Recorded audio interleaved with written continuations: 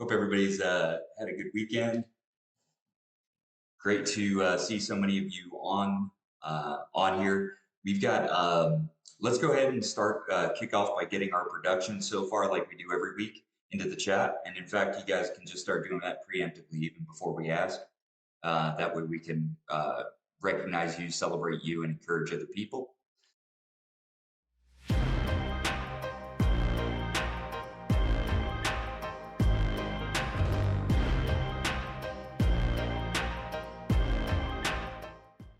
We've got a great webinar to start the week on today with featuring agency owner as well as one of the bar setters within the organization.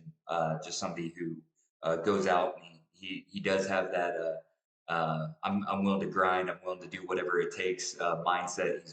He's a great follower of Jimmy in having that mindset, pursuing what it takes to get it. And as a result, one of the reasons we're having him on here today is because he's written over $1 million in personal production. And so I think the mindset that goes with that, the willingness, the grittiness, the resolve that it takes, the perspective, because there's challenges all along the way, the perspective in order to step back, be able to look at the situation. I think that those are things that need to be that need to be duplicated, that need to be shared, so that you can know that if I do things this way, that I can get the results. If I do them this many times, I can get the results. And for Chris, I'm not going to steal his thunder. It's not like the business has been easy and just come to him. He's had to go after it, and he's had to grow himself. And so, such a phenomenal example of not only the culture of our team with we have fun and we get stuff done, but also just a great example of the type of people we're looking to partner with. So, Chris, glad to have you on the call today. Yeah, pleasure, man. Appreciate the kind words. As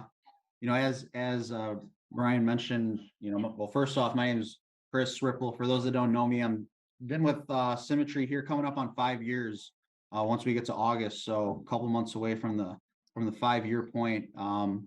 Pretty crazy. I guess my life has changed quite a bit in that 5-year time frame, but I'm direct to Jimmy's spiel dinner. Really, really grateful for just how that happened. How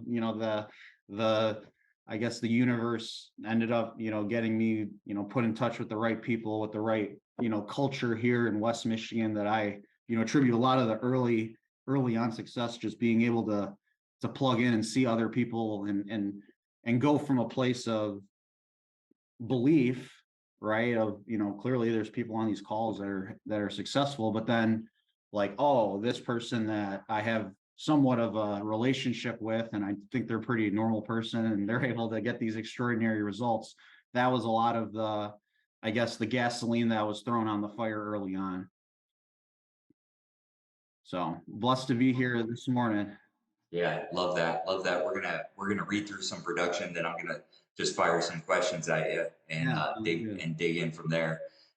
It's so fortunate when you have two people of the like mind, like you got to share with Jimmy, just somebody who had a lot of your mindset but was at the next level, and your relationship actually bridges the gap from where he has gotten to and where you are, so that you can cross that bridge, and he was there to help. So I know I talked to Jimmy a whole lot more times about his talks with you than I actually talked to you for a long time. But it's been great to get to know you and see what's happening in your and Taylor's life. Just the guy gets back from his vacation to Banff with SBLI this morning and hops on a phone call. It's a good life at a great price, So love it. But let's, I know last week we went around the horn a little bit on production. We're not going to do that this week, but last week we did not hit on the new writers. So this is week ending 6/16 all the way. We're also going to do week ending 6/23. So new writers, Destiny Terry, directed Thomas Pack. In her very first week, she did 4 apps for $1,999.44. Brett Skipper, direct to Alan Smith, welcome to the team as well. 1 app for 1873.56.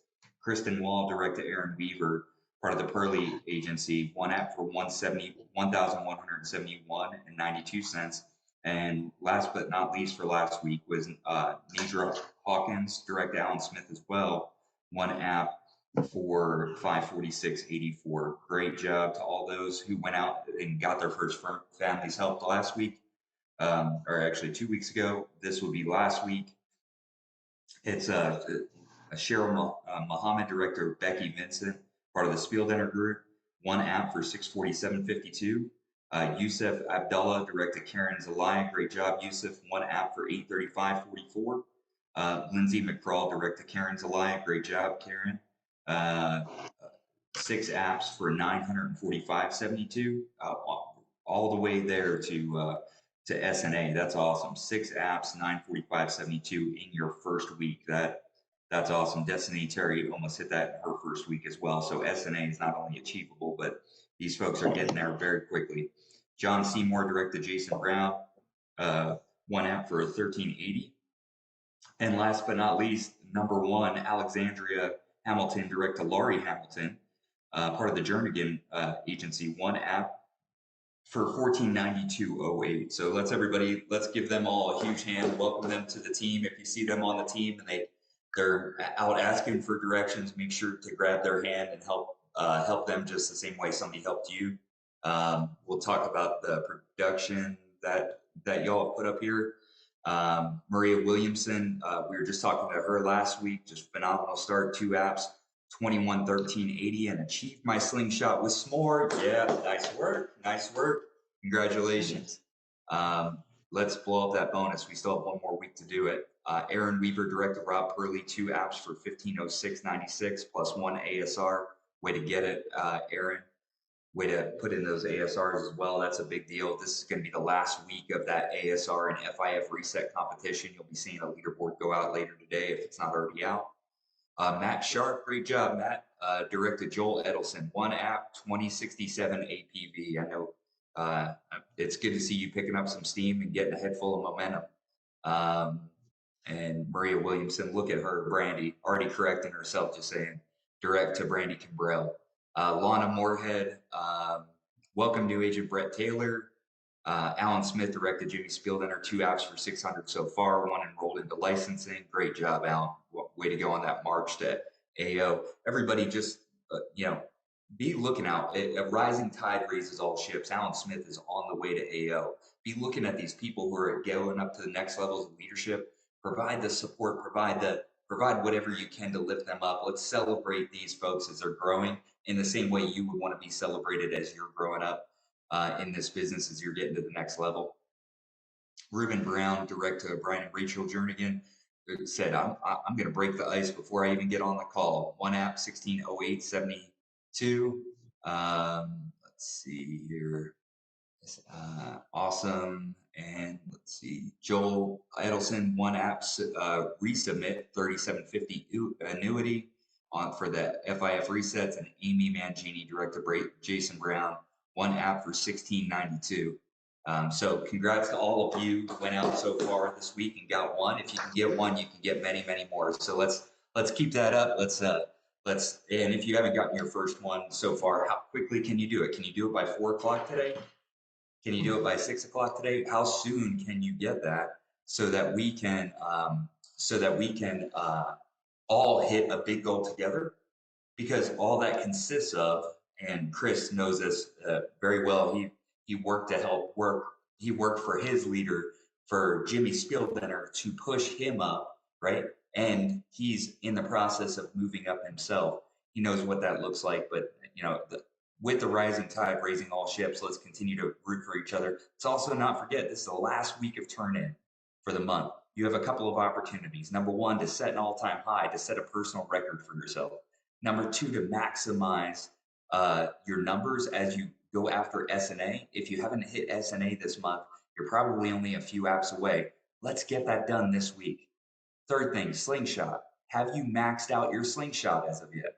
And when I say maxed out, I mean max it out to 10,000, right?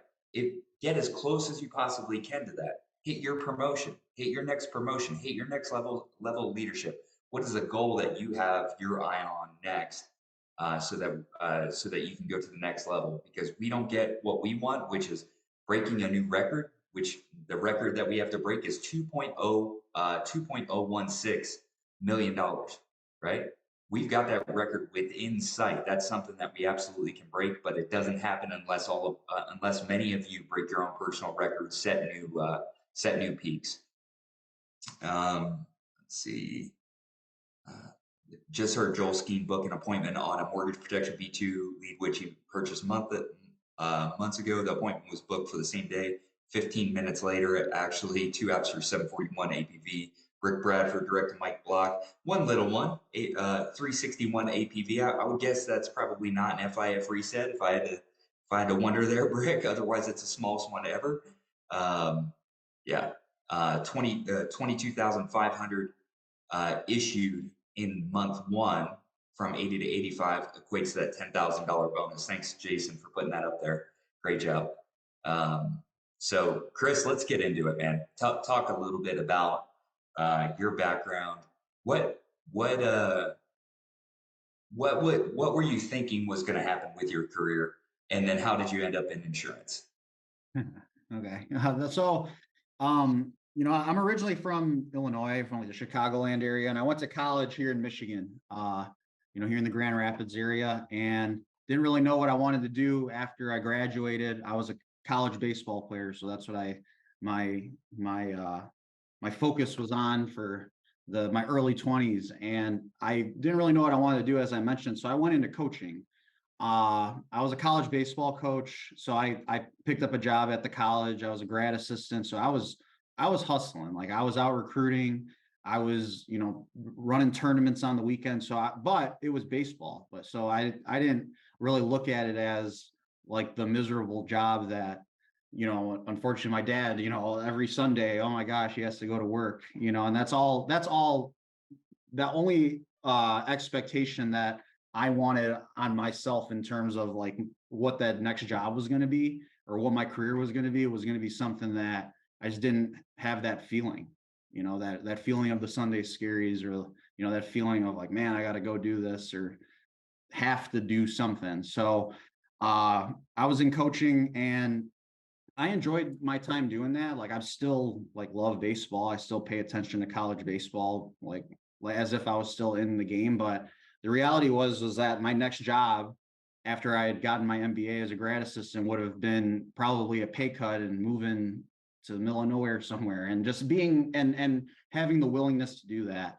My coach that I coached with, he was the head coach at the college. I saw what his life was like. So, this is somebody who had, generally speaking, was very successful for the coaching industry. He was relatively younger and had the job for some time, but I did see what it was with having, he had a young family, and he was gone all the time. He was on the buses with me, and we were, and that's what it was. He was always at the field, and I knew what his pay was like. So it's just knowing what the future, if everything went according to plan, 10, 15 years from then, like what it would look like. So I was always interested in like business or entrepreneurial spirit, I guess. So I found the insurance business, and I started as a financial advisor. So I got recruited out of there. Someone who was like a managing partner at a Fortune 500 company recruited me to get licensed in securities as well as the insurance licenses. And I did that. So I did that for about a year, and it was a grind. It was my first experience in the insurance business. And the reality of it, like looking back now, what it was there were people coming in and they were leaving just as quick. It was just seeing who can, throwing as many people against the wall to see who sticks, and then taking those contacts. So it was a position of, the first thing I had to do was, write down the names of everyone I knew and set meetings with them to go over financial planning. But the only way I was going to get really paid anything was if I sold insurance. So I was a glorified life insurance salesman, but I wore a suit every day and I was, doing whatever it was that I could to get in front of people. So I was making calls. I was going to networking events. I was running chamber workshops with the local chambers here in West Michigan, just trying to do whatever it was that I could to get my name out there.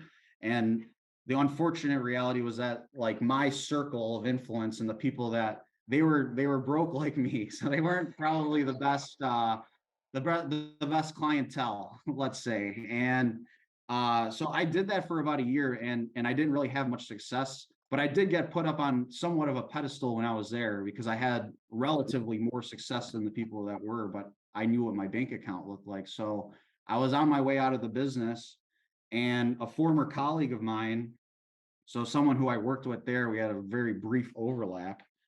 I had found out he was doing pretty well in the insurance business, and I didn't know where he was, but it was with Symmetry, and he was direct to Jimmy, and he had spent, almost a year doing the Symmetry system, and he was much happier with it. So I, had a meeting with him, talked with him about this opportunity with Symmetry, and really all he told me was that there were leads, and that there was all he told me was that there were leads, and that it's simple issue, meaning that, you know, for people that don't know, everything there's fully underwritten and there's simple issue. And for example, everything that I had written prior to coming here to Symmetry, even if I wrote the business, that's just the beginning. Like now it's a matter of, is it going to, are they going to actually go through with the labs? Are the labs going to come back the right way? Is the rate going to change? Are they going to have to get an overall decline? So it was running into that issue. And my buddy was telling me that it was simple issue, which I had never heard of. So I ended up having a conversation with Jimmy in July of 2018. And he just basically told me, he's like, yeah, I don't know if you're gonna work, but if you do as much work as you say you're doing, then you'll, just give it 90 days. So that's what I did. I came into this thing and, started plugging into the West Michigan office. And it wasn't that it didn't take long for me to get belief.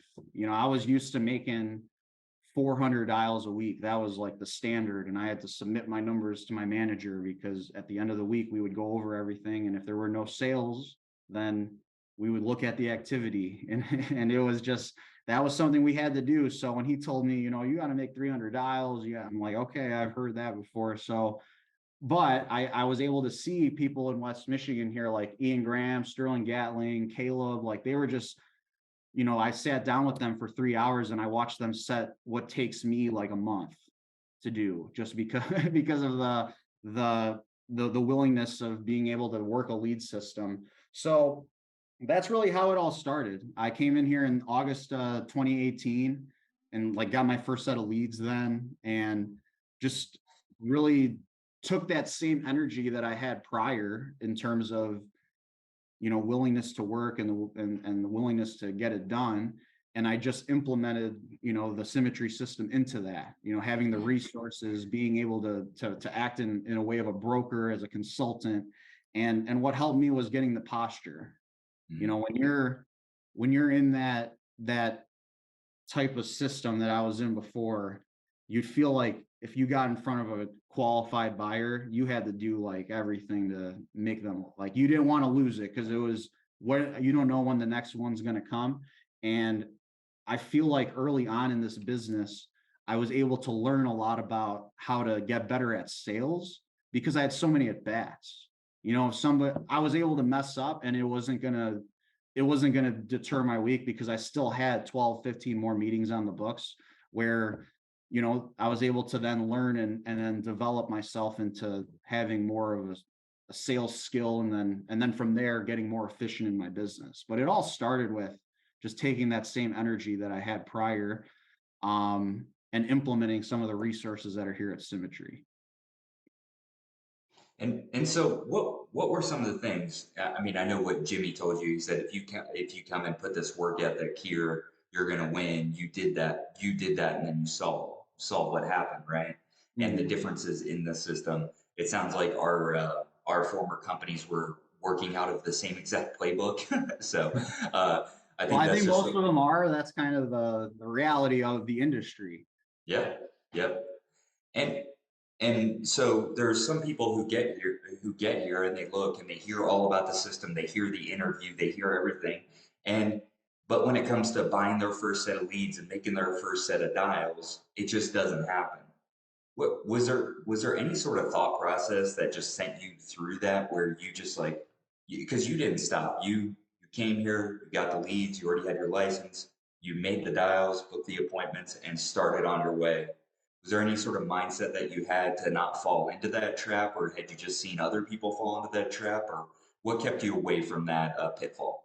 Well, I would say like that's a good question, Brian. Like I would say first off, like when I had originally come in here, like I remember setting up with my new agent mentor with Brandy. We got on the phone, we went over the leads. She told me what to buy, and then I bought them. I didn't have, I had to get a credit card to then be able to afford the leads. But I knew that the way I looked at it was that if I couldn't make sales on these leads, then I know it's me. Okay, I was putting in the time and the effort for 12 months prior. I spent a year at my practice company and worked like a dog. So I took that same energy and that same effort and probably even a little bit more, especially like right when I started because of that, oh no, like I have to pay for these leads, so I need to make sure I'm getting my money's worth. But one of the things that Jimmy told me early on is and what I saw was he was like predicting the future kind of.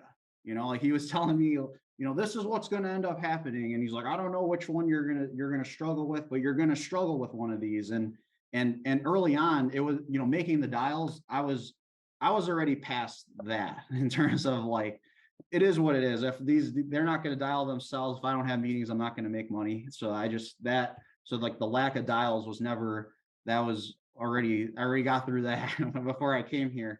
But he told me, in the beginning, you're going to suck on the phone. You're not going to set up and you're not going to set appointments.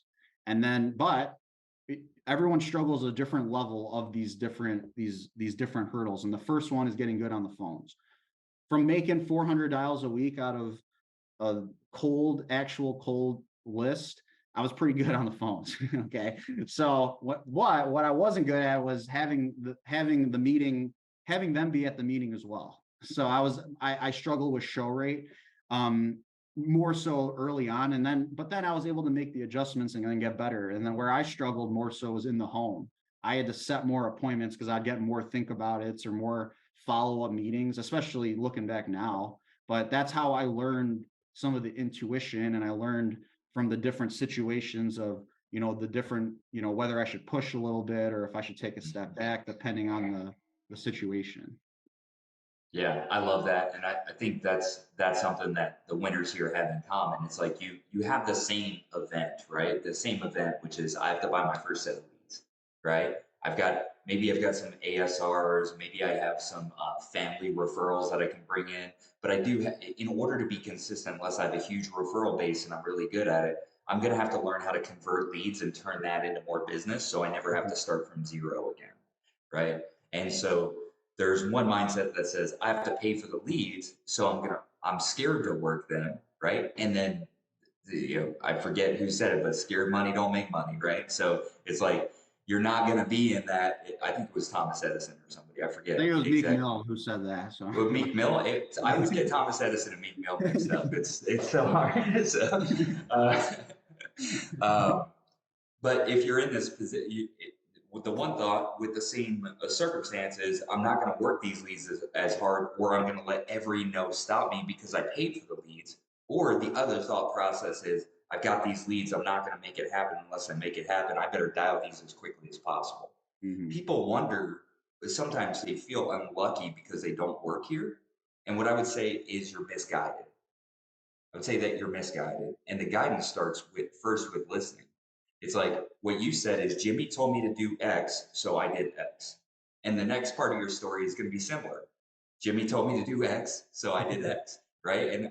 And when you do those things, we can predict the future because the future is going to be around success. There's going to be some growth opportunities, there's going to be some limitations that we have to break through, all of that. There's going to be some wild successes that we have because of what talents we bring to the table, right? And our work ethic is a non-negotiable in an environment like this.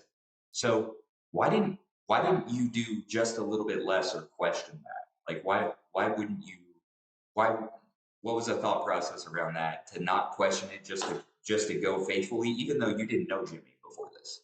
Yeah. I mean, I think like, I can say like the belief of, but honestly, like if I look at it just being like straight up, like I'm greedy. Like if I paid for these leads, like then I'm gonna get my money's worth out of the leads. Like that is my investment into the business.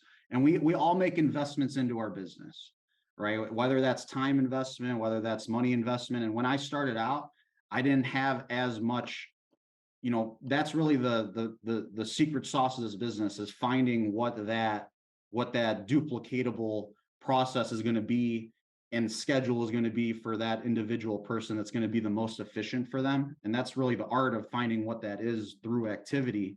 So early on, I had to err on more of the side of having more quantity, more people to talk to, maybe a little bit older leads, so that I could then have more activity to get better at having the conversations, at at at being able to then, turn that into a profit.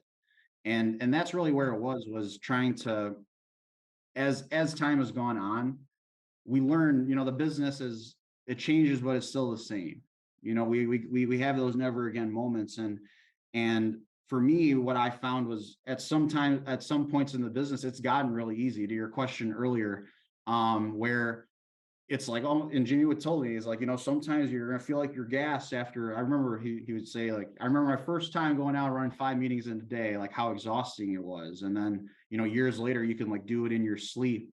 And as we get better, one of the traps that I saw was not just staying on that consistent track of putting in the proper amount of activity on a regular basis, just so that I can stay ahead of the game in terms of, unfortunately, we do have chargebacks. Unfortunately, some things do happen in our business, but we want that to be outweighed by the positives that we keep reinforcing and putting into our business. And if we do it properly, and what I've seen in my business over the 5 years is that as long as I put in my best effort, and sometimes it's a little bit, sometimes I got to put in a little bit extra, but what I will say is that it's always been worth it.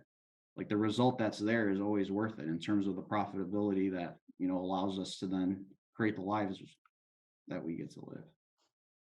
Yeah, I think that's such a big deal, because if we're looking at this business and we're saying, we know that we know there are certain things that we're going to do that are going to put us in business, and we know there's certain things that we're going to do that can take us out of business. I heard this one very early on: do not let your bank account dictate your activity level.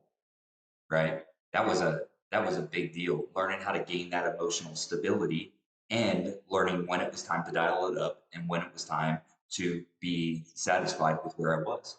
And for me, that marker, first and foremost, because they kept saying it was on the four cornerstones. Every single example was built around it. It was built around this $5,000 in production per week, right? And so I was like, I've got to get there. How do I get there? What do I need to do? And the first time you go there, it's like, man, if this is what I have to do for a living, I don't got it. Like it took me probably, let's see, my first 2 weeks to write 5 apps. I within my first 2 weeks, I wrote my 5 apps, but it took me 2 weeks, and it went from 2 weeks at the beginning of my career to 2 days within 90 days, right? To a day within about a year, to a half a day, where I was running from. I had backed it up because of what time, how many appointments I was running. But I would set 14, 15 appointments in one day and try to sit on 10. And at the end of those days, I would feel better than in the beginning when I would sit three in a day. And when I Mhm. sit three in a day, I'm wiping sweat off my brow. I'm like, ah, nobody else could do this in the world. And I'm watching other people just smoke those numbers. I'm watching Edward just running through collecting checks. And I'm like, what are you doing, man? He's like, well, I just say what needs to be said. I do what needs to be done. And it was as simple as that, right? At the end of the day, if we don't if we don't do what we need to do, we're not going to have the posture to say what we need to say. If we don't invest in the right resources, and what I'm talking about is, if I expect to invest a couple $100 a week and get a six-figure return, then I'm fooling myself. It's the wrong ingredients for the right outcome. Okay. So if I want to get up to 5,000 a week. It's been the same. Like work up to it. Make sure you can get a return on investment on 300 bucks, right? Then invest 400, then get up to 500, then get up to 600. By the time you get up to 600, after your lead cost, you're still going to be looking at about 100,000 net profit, and that's very conservative, right? As you work up there. But give yourself the time to work up there. Don't give yourself the time to work. Just be patient with the lack of results from the eager work that you're doing early on and know how to persist through that. Where did your mental stability, where did your emotional stability in order to push forward through that learning curve? Where did that come from early on? That I think it's like it was a blessing and a curse, like spending the time that I did at my prior company. I think a lot of the habits that were created were very, very positive, where I always use the analogy of like lifting weights. Like it felt like I had to like bench 225 pounds over there, and then I come here and there's no weight on the bar, because when you're working on someone who made somewhat of a request, that's a lot different than someone who doesn't know what the heck you're talking about. So that was that was helpful for myself. I would say that like just early on, it was just the sheer like motivation to get the most return that I can on my investment, to get to the point where I remember having conversations with some of the, with Jimmy and some of the other agents who were getting that consistent result. And I wanted to get to the point where I was able to then invest a little bit, to err more on the side of investing a little bit more of my money, so then to get some of my time back. But the way to get there, and really where my big focus was, and probably the first year in the business, was just building up building up a nest egg, and a plan, or just a nest egg, and saving my money in terms of like, I'm investing in my business. I'm making commissions. I'm going to make sure I invest into my business for the following week. Whether I do good or if I do bad, especially if I do good, I have to make sure that I put in that same amount of activity that following week. That is, I want to stop you right there because I think if people miss that, they're going to be missing one of the biggest things about a mindset. I think most times when people think mindset stability is what do I do when things go poorly? What you just said is if things go good, I especially have to make sure and invest in the next week. What can you explain that?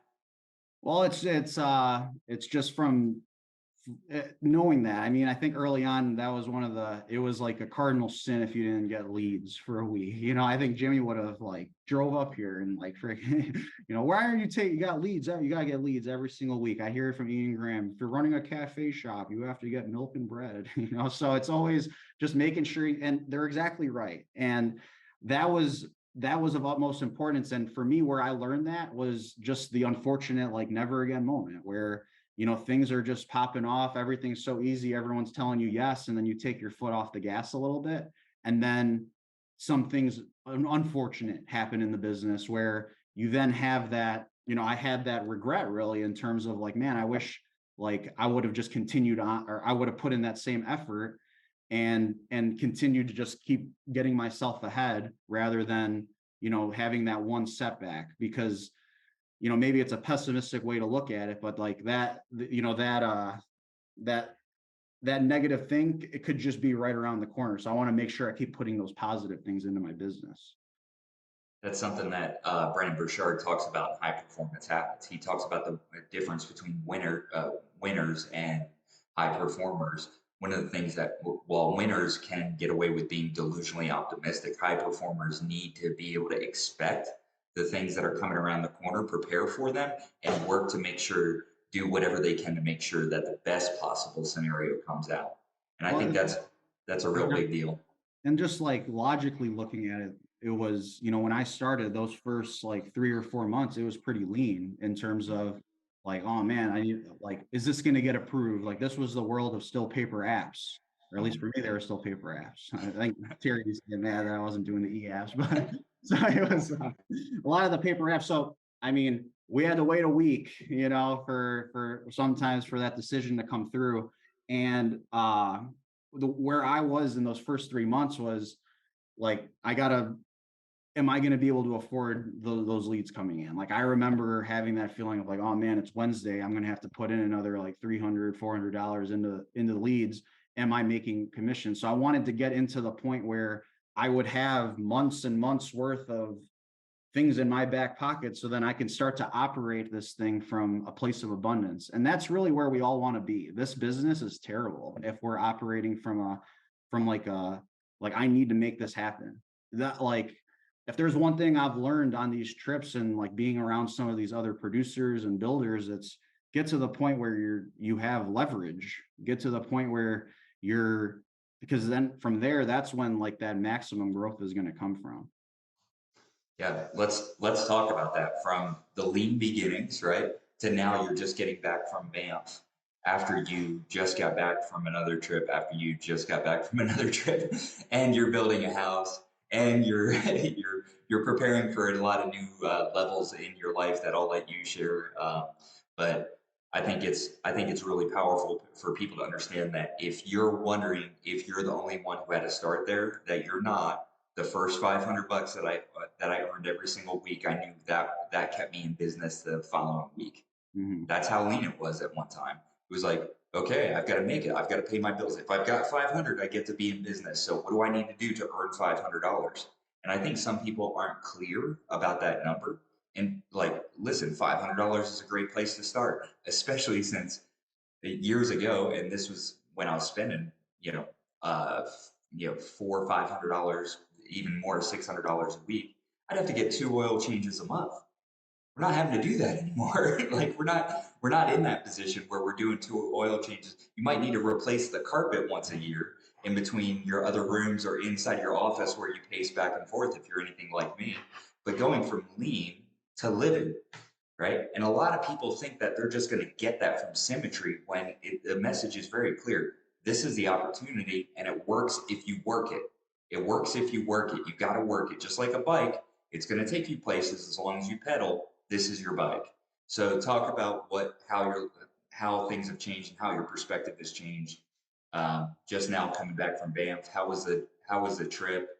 Would Yeah. you because I want more people to experience this, and I don't feel like enough people are focusing on those company trips. What do those company trips do for you? And then let's talk about conference after that. Yeah, I would say like just in terms of like how things are different. Like when I started here, I had spent I was a college baseball coach and I was making, just enough to cover rent. I had a meal plan on campus. So I was, I got my meals taken care of, but it wasn't much. Like a large portion of that was for my schooling. So when I got into this, into the insurance business in my prior company, I spent a year there and I did have a small salary for a period of time, but the well ran dry. Like the well had ran dry. That's why I was looking for another company. Otherwise, I probably wouldn't have if I was being successful. So it was the well ran dry. So when I came here, I was in a position, like I said, I'd never had like a credit card at that point. I was 25, I think, 25, 26. I didn't want to ask my folks for money to get leads, but I knew that like I said, if it was gonna if there was a time in my life to do that, it would to bet on myself, it was then. And I'm so grateful that I did. And I remember you mentioned on a call recently is like you just like $500 sale here, $500 sale here, $500 sale here, and like getting an ROI of $1,500, $2,500 a week to then increase that and just building up that nest egg to that position of power. And that's really what it was. My first year and a half into this business, I really didn't look much into my financial situation. It was getting significantly better than it was when I had previously started. But as I had mentioned, I just put in that same amount of activity and invested into my business and did those things. And it wasn't until COVID happened and I was doing my taxes to when I took a step back and I was like, oh my gosh, like that, like in this amount of time, I was able to do this. And that's when I think like the next level of excitement came, because then I was able to see like, okay, if I put in this effort during this time, where would I be a year from now? Or where would I be 2 years from now? And Jimmy, as I said, he was pretty spot on, accurately depicting like what the what what it's going to look like. And it's even funny when I start. So what Brian mentioned is I've been blessed to, be able to earn some of these trips and travel and do these things that I never dreamed of really doing. Like I never thought I'd go to London, went to Hawaii a couple times in the last year and a half, just got back from Banff, been able to travel. But I've been built a custom house, here in Michigan got married with my wife. And I remember Jimmy, when I first was looking at getting a house, he's like, "Oh, you should wait a year and go up to this, you should spend this amount because it's that much better," is what he told me. So, and that was when I first started out in the building process, and he was, kind of pretty sick at that point. And I ended up building the house and getting closer to that point. He's right; it's way better. And he like predicted it. He's like, if you wait a year, then you'll be in a good position to do that. And it's really, when I started here, I didn't have, my now wife, I've always been like, I want to make sure that I'm going to be able to provide and I'm not going to like be a burden to someone else. And, but prior to coming to Symmetry, I didn't really have any like plans in terms of like when I was going to be able to like get married and things like that. And, now to be able to, say, I'm going to be a dad here in the next few months here in October. It's really, and coming up on the 5 years, I've been able to, reflect and really be grateful for finding this, because, we talked about this, Brian, like there's trials and tribulations. Like I'm not always like the most gung ho all the time, but it's really just like perspective.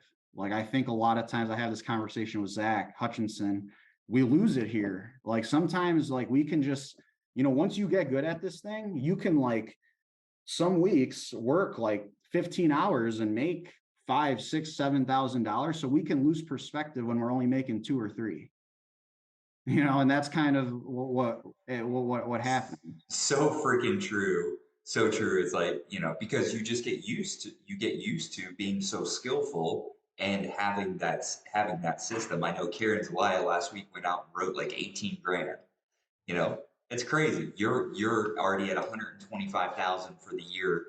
I know you're looking to surpass that $300,000 mark again, or 250 to 300,000, and then as you're growing your agency as well, and it's there's a reason why this is all happening, and it's as a result of your activity and the skill set that you've grown here. 18 apps for 21,000. That's where Chris is for the month, not including this week. That's a 4 week turn-in. If you never get any better than 20,000 in a month, you don't have to. Just work on getting good enough to put up 20,000 in a month, and you never need to be better than that. You never need to be better than having a 75% show ratio. You never have to be better than having an 80 to 85% net place. You never have to be better at those things. Once you get there, you can achieve that skill level. And I took it for granted. I know that for sure, Chris. I remember being in this business, being like, oh, there's easier places to do it. I would say just try it out for a week or two, make sure it's easier, and then get ready to come back, because that's what I've seen so many people do. Just like get into this place of like, oh, I couldn't do that anyway, when they were having a bad day, not a bad career. They made a permanent decision based off of a temporary emotion. And I think, I've watched you have this mentality of like riding those waves and then just waiting it out and waiting for that next level. Keep going. Sorry to interrupt. I wanted to stomp on that real quick. Yeah, I mean, I think I've just, you go from that belief, like your belief goes from, you have the belief that other people, because clearly, be on a call, there's people that are that are getting it done. But then once you start to, or at least for me, once I started to see the result and see that it was real, not just for all these other people, but it was real for me, then that's when it was really like, okay, now it's time to level myself up and put myself in that position of being able to operate from abundance. Like that's the thing about this business, is like, if I can give advice to anyone starting out, it's like, get to that point of abundance. Like this business, as I said, you got to, it's sales, right? It's you're going to have to go through the activity. You have to get the no's to get to the yeses. You have to have the proper amount of resources to then not feel needy and be able to work with your client. But it don't take much to get to that point where we're able to operate from a place of abundance in terms of not having to live and die on every one little thing. Yeah, exactly. And that's how conference felt for me originally.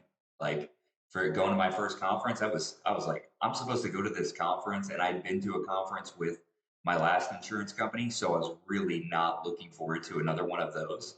And I was like, there's no shot that like I'm gonna go. I'm just brand new with this company. And then I bought the ticket and I made the commitment. And then I got to the front desk and my card got declined. And then I settled into sleeping on the couch on the lobby. And then I found out that I could actually check into my room. It was like this roller coaster. And I had the same exact thought that you did when you had your first set of leads. You said, I invested money into this. I've got to get the most out of it. And I was at conference thinking, this has to be meaningful for me. This cannot not be meaningful for me. I've got to make this investment in myself get a return. And I would love people to think about this because if whether it's a $200 investment in the ticket or a few $100 on the hotel, whatever that looks like, paying for your food as you go throughout the process, it's like, am I a good investment? Somebody was asking me last week, where would I put money if I where would I suggest that they put money? And I said, reinvest in yourself. That's the best return on investment. People go and they put it into their Roth IRA. That's a great idea when you're not growing in your career. How can you maximize the funds that are coming into the house so that you can start to spread those out and get to a place where you have, which I know you're making money here, but I also know you're making money off your investments. I also know you're smart, you're a good steward with your money. You're doing the things that are lining that up, and this career and how you've worked it has allowed you to do that. Um, when it comes to conference, would you say which conference was it for you? Was there a certain conference, I guess, where you the things you started to see changed, or you started to change the way you were seeing things? And if so, what was that moment for you? Yeah, I would say like every that there was a couple like that I can really point to that I've been very important in my business and I guess my like trajectory in the business. My first conference was in September, August. It was a few weeks in. I had spent a couple weeks out in the field, gotten some had written some business, but had some declines, had some think about it, got some of it approved. So I was able to start to get that a little bit of belief where I'm putting up numbers, but now I just got to get better at underwriting. And for me, like I had a lot of the same feelings that I think a lot of people have was like, I've only been here, a week, 2 weeks, or, a few, and I'm not like where, clearly I'm not exactly where I'd want to be, but it's only been 3 weeks, but it's like, do I really need to go to this thing? You know? And my first one, I felt like I owed it to my upline, the person who was helping me as much as he was, all he told me was like, it made a huge difference in his business. And it's made a lot of a difference for a lot of people. And the amount of time that he spent with me just early on when we get started in that like mentor mentee relationship, there is going to be that like it's a lopsided relationship, like I'm like a little kid that he needs to hold my hand the entire way to then until I do it and then I get a little better and then as time goes on I need a little less and less of their help and then more of the conversation becomes how can we build the business. But early on like I'm blowing this guy up and he's telling me to go to this thing. So I felt the type of way about like not wanting to let him down. And I'm so grateful that I did because what then I saw was it was like the same feeling I had from like being in Grand Rapids around like the group that's over there, but just on a more wide scale way where there were people from all over the country, different backgrounds and normal people that were very successful. At the previous company that I was with, it was a situation where there were like nice offices around the sides, and then you had the cubicles, and all the people in the nice offices had nice cars, they had nice houses and stuff, but like they were all older, been in the business for 20, 30 years, and their dad gave them the business, or they did something that's not relevant in today's age, or they're just not going to give away the secrets to the secret sauce. And what I saw was at these different like breakout sessions and little trainings, I was able to learn from like the top people, like the little tricks that they have, the things that they say. And I took parts of it. Some of it I thought was stupid, honestly. And I took and didn't take those parts, but I was able to take bits and pieces of different people's business and then implement that into my scripting and my mindset, which was very advantageous early on to learn the skill of sales. I would say after that, that next year we had our like Dallas area conference. It was super hot there, but just being able to see like the saw people like Devin was the one that we were in that same position, and I saw like what his life was starting to look like with him building his business. And around that time I feel like Ian was really blowing up, so I got that real like invigoration in terms of sharing this thing, because if it's good for me, it's got to be good for somebody else. It's not like I was the cream of the crop salesman before coming here. So if there's, if you have a work, I do believe that it is, for someone who has the right work ethic and someone that's coachable, I can't think of a better opportunity to put yourself ahead in life. Yeah, exactly. And that's the same thing I did. I took what I needed and I left the rest, and there wasn't too much left because I was hungry and I was grabbing everything off that bone that I possibly could. Um, and I think that's important to know is like you've been able to watch that, you've been able to develop those relationships and those partnerships with those people who are at conference with you over time, and that's such a big deal. I think right before that, when you said something, with Chris, a lot of times it's the small things that he says. He may or may not know that he's communicating that, but like you said something that was absolutely brilliant. I was blowing up his phone all the time. I was blowing up Jimmy's phone all the time. How much of a difference to you would it make for a new agent to call their mentor once a week rather than how often did you find yourself calling Jimmy throughout the week when you were first getting started? I mean, especially early on, like whether it was Jimmy or Brandy or one of my, because that's another thing. I didn't even know we were building businesses when I came here. I was just going out making sales. I was looking for a way. That's all I was looking for was, can I take these resources and be able to become a salesperson to make a profit where now I have symmetry in my life, I'm not working all the time. That was the mindset of it. It wasn't until like 6-9 months into it of being consistent where I saw like, oh my gosh, if you build a business, you can like really make an impact and make an income. But early on, it was just, because I spent a year being told things and it just wasn't the reality of what was happening. So for me, it was, can I come into this and be able to not have to work for someone else and be profitable? So early on, even as someone who was I didn't make the most sales when I was at my previous company. I needed to prep every single meeting. I had to, and that's really what I've found, what that rhythm looks like is I'm setting appointments. I'm going to, and he's going to be Brandy or Jimmy or whoever, they're going to be willing to help me if I have a mess to clean up. And what that mess was early on is I need to set appointments. And then so I would say for the first, probably longer than I had to, I was prepping every single meeting to then make sure that I was, and that came from just writing the wrong business and not getting paid. So I made sure, okay, based on this situation, that's where I learned. I wasn't asking enough questions, but then I knew the questions to ask. It's borderline impossible for the upline or the mentor to go over every single scenario that can hypothetically come up. The way that the learning is learned in this business, and what Brian Williamson mentions is 70% of that is going to be from, and I am an accurate depiction of that. 70% of it was me doing the work and then taking it to my upline and going over those meetings and talking about those meetings on the back end, where it could have went wrong, what it was, why did they want to think about it, what was the situation there, and from there, soon after, I was able to then, transition that into spending less and less time with my mentor on those types of things. Yeah. Yeah, that's a natural thing, but a lot of people don't communicate enough on the front end. Like their mentor won't pick up and they'll be like, well, I guess I have to do this. Well, if I have to do this alone, it's too hard. They kind of get into this rhythm of like, hey, get thick skinned, get tougher. Like if your mentor doesn't answer the phone the first time to say, hey, need a hand or need to talk to anybody else, you don't hear that. For me, it was never about Edward's availability.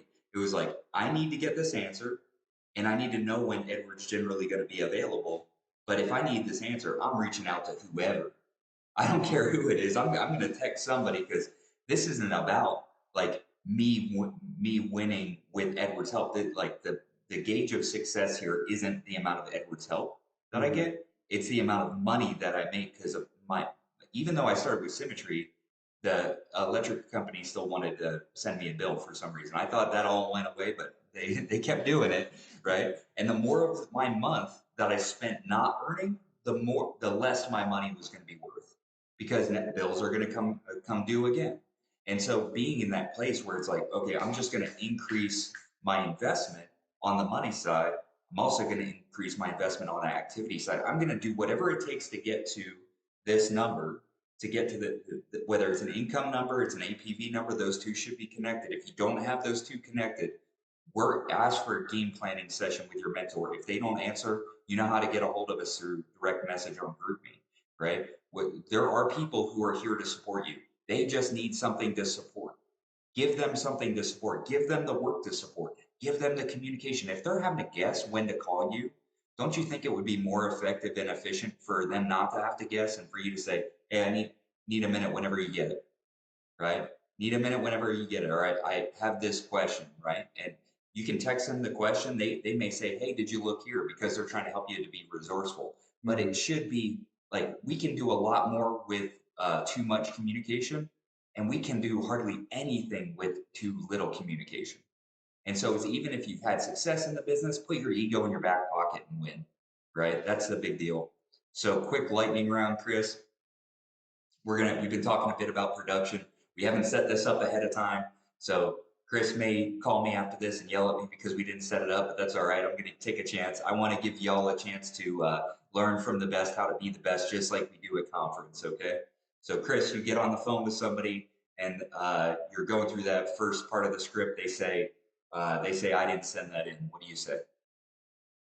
Yeah. Well, no, Brian, that's exactly why I was calling. I had received this the request you had made in regards to mortgage protection. I just need to verify the info and I'll be able to get these options to you. I have your age here as 40 and you're a Mhm. non-smoker. Is that right? That's correct. Yep. Okay. That's actually incredibly. You remembered my my date of birth. That's incredible. So okay. So he goes he skips right past the objections. That's exactly why I'm calling. I just need to verify. Goes right back into the script. Gets to the date of birth. Doesn't pause when he lets him know he needs to verify. He works right through that. Get to the date of birth so you can get to the yes train. Mhm. Okay, somebody says you offer, you ask, hey, so when you sent this in, uh, why was this important to you? The person says, I don't know. I was just looking for coverage and I'm not sure exactly what I was looking for. What would be your follow-up question? Okay. Well, Brian, let me just ask you this then, in regards to this mortgage protection, because as we mentioned, this would be the type of program that would take care of your mortgage and take care of the balance of the loan for your family, heaven forbid if you passed away. So with that being said, who would we be looking to protect this home for? Hmm, great question. Right? Explains what it is and then asks the person how that would apply to the situation. Okay, let's say I know you run a mix of tele appointments and in-person appointments. Let's say we're on a tele appointment and you let me know you do exactly what you need to do, which how many times you mentioned that you're going to fill out an application today in the appointment?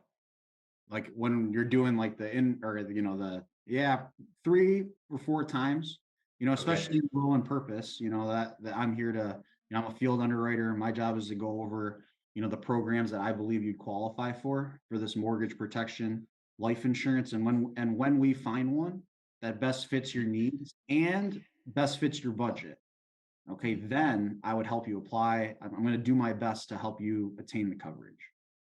All right, Chris, but we're not going to buy today. We just wanted to know the numbers so we could think about it. Okay. Yeah. And Brian, I understand. Really what this process looks like is, unfortunately, I don't make the decision, okay, on whether or not you qualify for said program. So what I'm going to go over with you here shortly are the different programs that I believe would be available to you and the different ways that you'd be able to protect your family, which is, which is so important that we just talked about.